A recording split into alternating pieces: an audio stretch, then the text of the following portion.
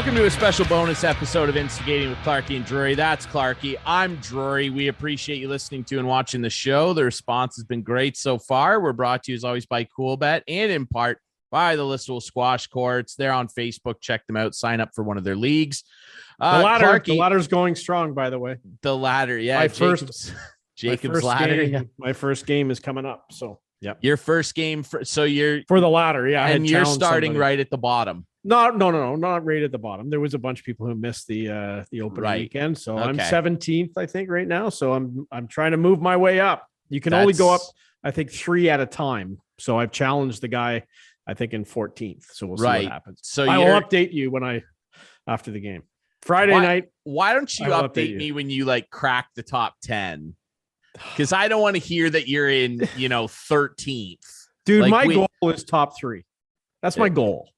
Okay, so cool. So hit us up when you hit that type of level. Don't worry. I'll keep you up to date. Okay. Did you watch Jacob's Ladder? No, but I listened to Huey Lewis singing it. Right. Okay. Yeah, I don't think you'd like it. So we want to throw out some hot takes. I mean, the Leafs, things are pretty fun right now. They're back, right? Mitch is back. Let's relax here. Hot take number 1, they're not back. They've had a fun little run. But dude, don't they lead the league in shots on goal? And I know that's not how you win and lose, but that is a good indication of how much offense you generate, and the puck's eventually gonna start to go in.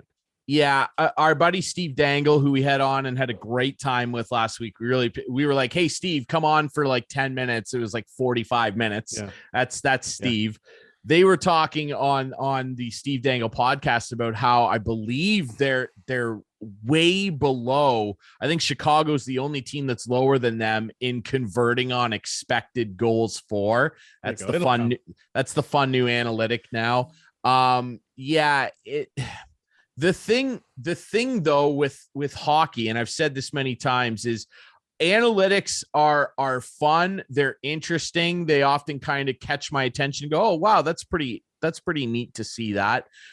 But the thing with them is relying on them in terms of a positive or a negative outlook on really any team or player is somewhat dangerous to me, because baseball's where the whole analytics thing got really popular, but it makes sense in baseball because baseball is a sport where the same thing happens every single play. Hockey, it doesn't. The puck bounces. There's I know, physical Ryan, contact. But when you get shots on net, that's a positive key statistic. Yeah, it's a positive. It's not obviously the best statistic. Goals is the best one. Yeah, especially when a lot of the shots are from 40 plus feet away. But they're doing stuff. They're doing an stuff. Answer.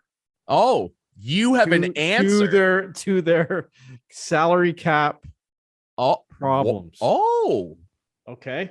Now, if I heard this somewhere else, I apologize to whoever I heard it from, but I think I might have come up with this on my own, but probably not. But I don't. If I did hear it, I don't. Time will determine this. Yeah, let me hear it. Well, the Leafs need to get Shane Wright.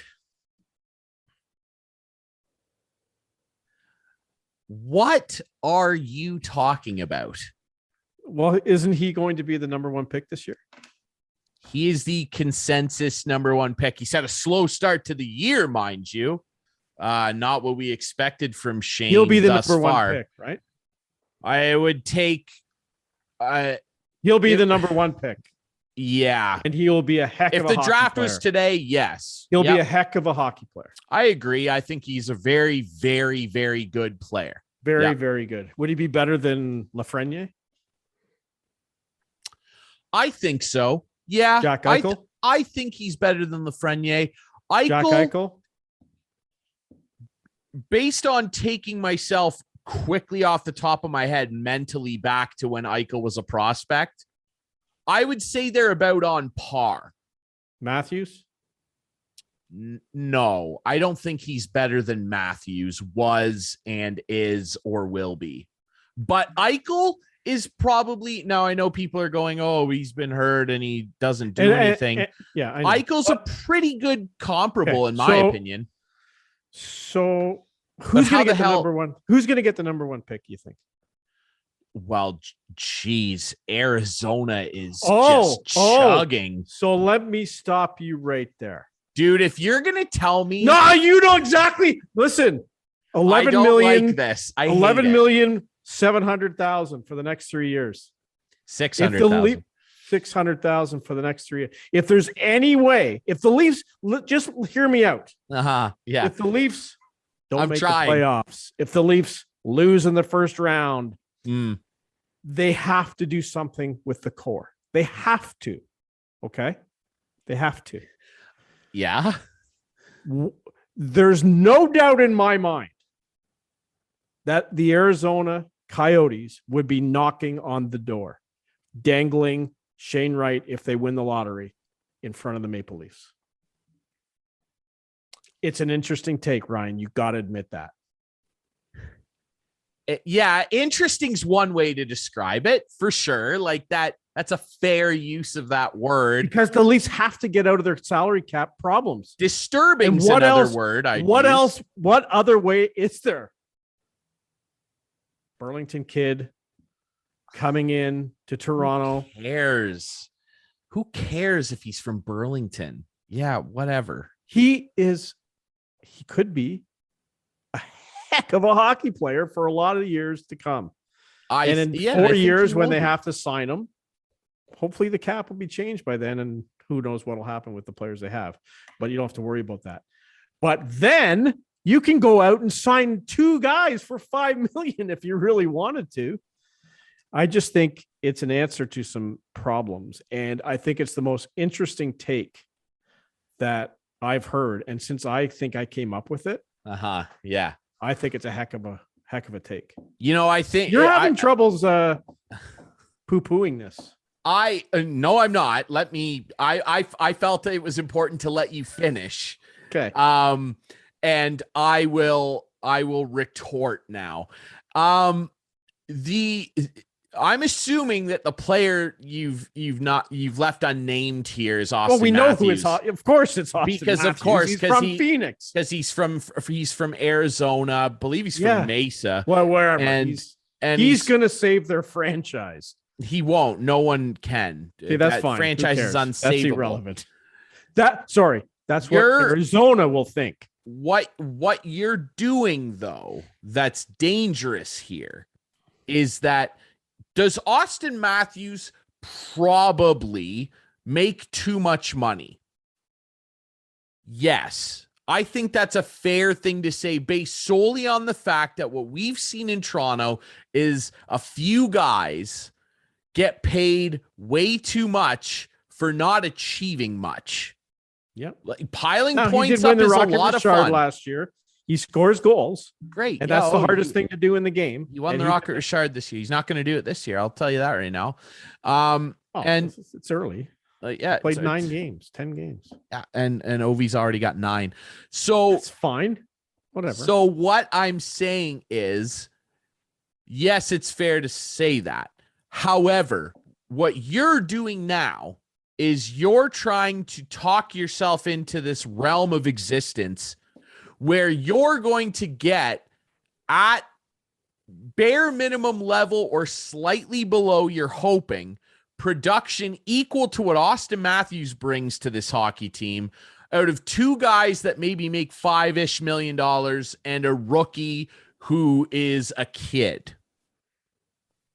And I think that that's dangerous because Austin Matthews dangerous, Ryan, is young. My preface was they fail again this year. Something has to give. And don't forget this. He's 2 years away from walking for nothing.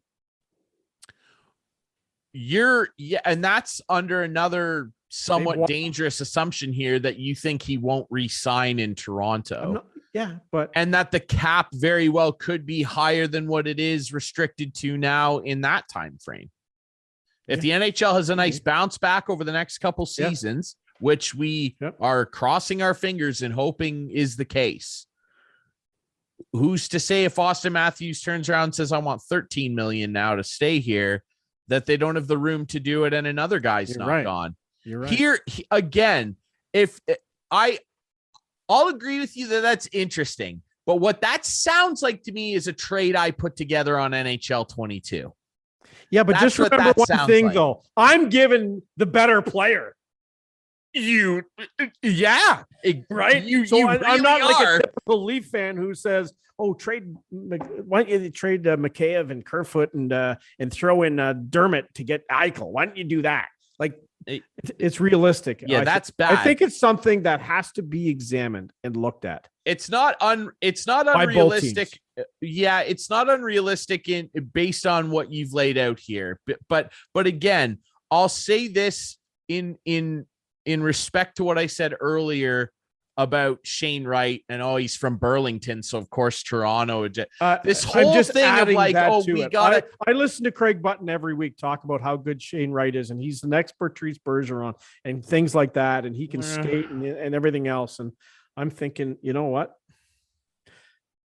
I think they have to look at it if the team fails again. But again, you're drawing up a scenario here where you're assuming that this is beneficial for both sides. And the whole thing of going, oh, well, Austin Matthews is from Phoenix. He's from Arizona, and that'll do wonders for the Coyotes. It will. It won't. No, it will. It will not. How many people do they get to their game? How many sweaters of Phil Kessel do they sell? Like, let's be honest. They need a franchise. Not enough. A player. They need a franchise player there. I'm not saying they're going to win or lose with him. It would help a little, but it's not him going there is not going to save them from an expiring arena. I'm not saying nowhere to play. Ryan, I didn't say crowd that. Interest. Ryan, I didn't say that. What I said is, Phoenix will think that. The Coyotes will think that. Well, far be it from me to ever say that anybody involved with the Phoenix, now Arizona Coyotes, is smart. Far be it for me to say that. True. I hear you. You want to dig into their culture under their 150th ownership group. Okay. Check out Katie Strang's work. But let me just say this. You're assuming that a team that can't pay its employees on time, couldn't pay its players on time. They'll sell $11 million in sweaters the first day. No, they will not, though. They won't, Clark. They will think that. Ryan, we know they can't think properly. Let's not get too far into will fold. Well, they don't have the finances to pay him. Pick him in the God. Holding. No, they'll move to Quebec and he'll be playing there. Can you imagine? Anyway, that would be better for everybody, wouldn't it? I know. Listen, I don't think that the Leafs should trade Matthews, even if they fail to so you just let him walk in 2 years. Why do they have to let him walk? Because if I'm Brendan Shanahan and I'm the board of directors, I'm going to say to them, you guys have a problem here. This team cannot win the way it is. Fix it. Okay, well, what do you want me to do? You want me to trade Mitch Marner? What am I going to get for Mitch Marner? I don't know. I'll trade John Tavares. Can't do that. No. Well, wait a minute. There's a team that really wants, and I'm assuming the Coyotes really would like Austin Matthews. And if they win the draft lottery, I just think it's a match that could become a marriage. That's all I see your logic. It's just that we're talking about a team here that has never shelled out a ton of money to keep anybody around. Now, all of a sudden, they're going to take on $11.6 million in annual salary, which, by the way, carries hefty bonus payments every summer that their ownership group does not have. There's no bonuses above 11 million. It's the total. That's the most it could be is 11 million. I know, but there's no performance bonuses. There's no performance bonuses, but the signing bonuses that's built into the front loaded actual cash of the deal. They can't afford it because if they could, they wouldn't be struggling to pay a bunch of the employees and lower level players on lower level salaries that they have now. Why don't you look at the reasons they might want to do it instead of the reasons they won't do it? Because I'm trying to think logically from both sides. If you're asking me to put my GM hat on, we spent too much time on this one. Why would I do that? You want to have this little hot take rant that we're doing right now, this little hot take episode on the Leafs. Let me say this again, and this will upset some people, and I really don't care because I don't cheer for the team. Okay. Here's the real heart of your problem. The Toronto Maple Leafs, I'm sorry, everybody. They should not have signed John Tavares. There's a hot take for you. Thanks. Is it that hot, though? They should not have signed this guy. But let me just stop you there. Okay. If they signed John Tavares, but then signed Austin Matthews for 8.5, 9, and Mitch Marner for 7.5, the Tavares salary wouldn't near be a problem. I disagree. But it's because they signed a guy who was an unrestricted free agent, who's proved himself to be a star in this hockey league at an amount of money, and then signed two guys who have not really proved themselves over a long period of time, who were not unrestricted free agents, who at best were restricted free agents to big money. That's where the problem was in my mind. And I don't disagree. It's just that even if they were making less, and you know this, I said it to you the day it happened. Like, I was happy for Leafs Nation when it happened. It was great. And listen, to John Tavares' credit, is he a star player? Yes. Is he an elite level game? Scored 48 goals the first year they had him. Scored 47. And sorry, I thought he scored one other one, but they didn't give it to him.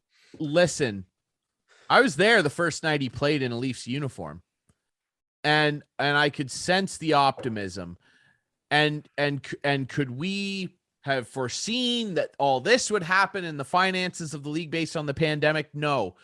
I still don't understand what John Tavares has ever done over the course of a lengthier career where you could see everything he's done and go, this is what this player is, to earn $11 million a year. Defend it to me. If you think his deal is fine, defend it to me. Why should John Tavares make more? You know I'm not a stats guy. But I'm not that person. Just defend it to me. Tell me why you think his deal isn't an issue. Because it's easy to pick on the three guys. You go right to the three guys making. I think Nylander's contract's fine. I do too. Now, when it was first signed and he had like 12 points in 40 games or whatever. Because he screwed himself out of a whole year. That's why. He sure did. He sure did. And I'm just maybe I'm an old school guy. I don't agree with giving guys who haven't been around very long and are not unrestricted free agent that kind of money. That's all. I don't either. There are rare guys where after I know Connor McDavid got it, but here's what I'm saying. There are rare guys now where you go, this guy is hit the ground running and is. But Mitch Marner wasn't one of them. No, he was productive like out of the gate as a rookie, and so was Matthews. Well, of course Matthews was. He scored 4 goals in his first game. That's right. But outside of his rookie of the year deal, which was great, they didn't win anything leading up to that. Where you look at other guys, they haven't won anything any time. I know, but you look at other guys that signed deals like that were looked at as big out of entry level, but they were and have now proven to be generationally special players. Sid didn't sign as big of a money deal as Ovi did out of his entry level, but still got paid a good amount of money for what he did. Right. Ovi. But when he signed that now illegal 13-year deal and people said, oh, this is crazy. Hart Trophy, scoring title, numerous Rocket Richards, rookie of the year. I get it. Ryan. Scoring at a prodigious pace. Matthews is the one guy of the three that I would say of all of the issues with what the contract is, his, other than the term, is what I have the least problem with. And I'll tell you that Marner, extremely talented player, extremely creative player, looks like he's got a bit of his swagger back. There's just no area that I can drag myself to mentally where he should be making more money than Nikita Kucherov, Patrick Kane, probably not a great guy to mention right now, Ovi, now. Ovi at 36. I'd rather have Ovi at 36 on his deal than Marner for the next 5 years left on his deal because he signed for 6. I'd rather have Ovi at 36. He's way outplaying him. Yeah. Why is he? No question about it. I agree. And John Tavares, I like John Tavares as a player. I always have. He was one of the greatest junior hockey players of all time. He broke Wayne Gretzky's record. He's a really, really good player. He is not an elite upper stratosphere superstar player. People think he is because he plays for the Leafs and he's the captain. And I know I'm making people angry right now, and I don't care. This is a reality that you have to deal with. Okay. If it was so special for him to be Maple Leafs captain, and I know San Jose offered him a little more, and New York might have tried to wiggle around, and they're probably going, thank God we didn't, based on how they've played. Why? What has he ever done, ever, to earn $11 million a season? I really don't know. No scoring title. I'll tell you what. Richards. He was in bed as a kid with Leaf comforter. Yeah, and that's it's not pajamas. They weren't pajamas. I know, but if it was that important for him to come and so they gave him a couple extra million. Too much. The problem was the other guys. Okay, this was supposed to be a mini episode, so let's wrap it up. It's easy to say that because he signed but just know one thing. Yeah. Every guest we have on Talking Hockey, I'm going to run this hot take by for the rest of the year. So get ready. No, I'm going to keep track. I'm going to keep track of who agrees with me. Okay. Let's have a cool bet on that. Like an over under on on agreements. Yeah. Okay. On percentage. Is it 50-50? Yeah, because we have to go percentage because we don't know how many people are even going to entertain this. That's right. I'm going to take the under. I'm going to say less than 30% agree. Wow, I'll take the over every day on that one. Yeah, okay. I'm going to say less than 30. Now what will be the grounds for agreeing? Yes, that's a good idea. They should think about that. Is that all they have to say? Yeah, if they outright say, or if they say no, that's a stupid idea. Because how I'm going to preface it with people is saying, do you think the Leafs should entertain this? And would the Coyotes entertain it? Would both teams look at this? Okay. So that's how I'll put it to people. Yeah. Would it be a good idea for both teams? Yeah. Perfect. And if they agree, okay, done. I just don't. I'll have to get Abbott to see if he can post those odds online too. Yeah, let's get a live counter right now on Coolbet. I've been making some money on hockey. I will be hammering under 30% if Chris Abbott from Coolbet can get that online. All right. We appreciate you guys listening. As always, we're available on all the best podcast apps, Apple Music, Apple Podcasts. We're on Spotify. We're on CastBox. We'll be coming to a couple more platforms soon as well. Follow us on Facebook. Follow us on Twitter at Instigating Pod. Gilmore's popping in for a visit there. Yeah. We're on YouTube as well, where you can watch the show and watch my ridiculous facial reactions to the ideas that Clarky has. And is Gilmore coming on permanently here? I would actually rather talk to Gilmore. I want to hear what Gilmore has to say about Shane Wright. If you're watching on YouTube, you can see the little Gilmore right there. Now, I just want to say in closing really quick, I don't not like the players that we talked about. I just don't think that really any of them, other than Nylander, should be making the money they are. I don't think that's a unique take at all, but I especially feel that way about John Tavares. I don't have as much a problem with Matthews and what he's shown in terms of being a game-breaking goal scorer. I don't love John Tavares's cap hit now, and I really don't like what it's going to look like in 3-ish years. That's all I'm saying. A guy that already isn't a great skater, competent skater, making $11 million. I'm not a fan. I don't like it. Thanks. Anyway, Thank we'll have some great guests coming up. We've got some guys lined up. It's going to be fun. Mini episode today. It was good. little mini episode. Yeah. When will we be back? We'll be back Saturday morning. Like we're going to record Friday night. It'll be released Saturday morning, right? Yeah, 100%. Next episode Saturday morning. It's going to be a lot of fun. We'll have some great guests on the way coming up over the next couple of weeks. We got some exciting people lined up here on Instigating, brought to you by CoolBet and the Listowel Squash Court. So stay tuned for more.